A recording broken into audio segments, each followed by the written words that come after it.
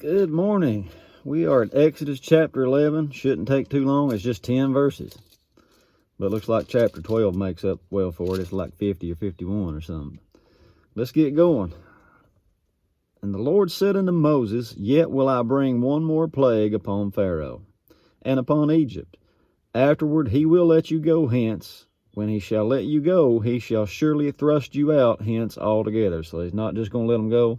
He's going to push them out and say, don't let the door hit you on the way out. Speak now in the ears of the people, and let every man borrow of his neighbor, and every woman of her neighbor, jewels of silver and jewels of gold. And the Lord gave the people favor in the sight of the Egyptians. Moreover, the man Moses was very great in the land of Egypt, in the sight of Pharaoh's servants, and in the sight of the people. Did you get that, though? Go out and get jewels, silver and gold. You know, a lot of church want to be like all holy and take on a vow of poverty and all these things. The kingdom needs money to operate. That's the way it works. And when Israel leaves Egypt, they're going to leave rich. They're going to leave with all this silver and gold. Why? Well, when you get on down the road and they get out in the wilderness, God instructs them to make a tabernacle. Go read about all that stuff. A lot of it's covered in gold. The Ark of the Covenant and the table of showbread and the candlestick, all of beaten work of gold. Where do you think they got that stuff from? I don't see nowhere in there where they just stumbled upon it. That's what they come out of Egypt with, wasn't it? Of course, it was also what they built the golden calf out of. See, it just depends on what you do with this stuff. There's a verse in Luke, I think, says, if you're not faithful in the unrighteous mammon, the money, if you're not faithful in that, who shall entrust to you the true riches? There's people that are faithful with the unrighteous mammon. It's just money, and we need it to operate.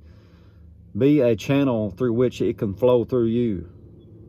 Not just come to you, but flow through you, that you bless others that need it. That you do like Jesus did. He went about doing good. Well, Jesus didn't have no money. Well, his people did. They carried a little bag with them. When he didn't need it, he knew where to get it. He'd go send to somebody to get a fish hook out and get the coin out of a fish. I get it. You know, it's a dangerous, slippery slope. There's a lot of people just want to get money and bring it in and store it up and build big fancy houses. They are not faithful in the unrighteous mammon, but you can be. And that's what that verse in Luke's talking about. But I just wanted to point that out, that they leave with all kinds of silver and gold here, according to the Lord. Amen. And it says, And Moses said, Thus saith the Lord, about midnight will I go out into the midst of Egypt, and all the firstborn in the land of Egypt shall die, from the firstborn of Pharaoh that sits upon his throne, even to the firstborn of the maidservant that is behind the mill, and all the firstborn of beasts. And there shall be a great cry throughout all the land of Egypt, such as there was none like it, nor shall be like it any more. But against any of the children of Israel shall not a dog move his tongue, against man or beast, that ye may know how that the Lord does put a difference between the Egyptians and Israel. And all these thy servants shall come down unto me, and bow down themselves unto me, saying, Get thee out, and all the people that follow thee, and after that I will go out. And he went out from Pharaoh in a great anger. And the Lord said unto Moses, Pharaoh shall not hearken unto you, that my wonders may be multiplied in the land of Egypt. And Moses and Aaron did all these wonders before Pharaoh, and the Lord hardened Pharaoh's heart, so that he would not let the children of Israel go out of his land. And that's chapter 11.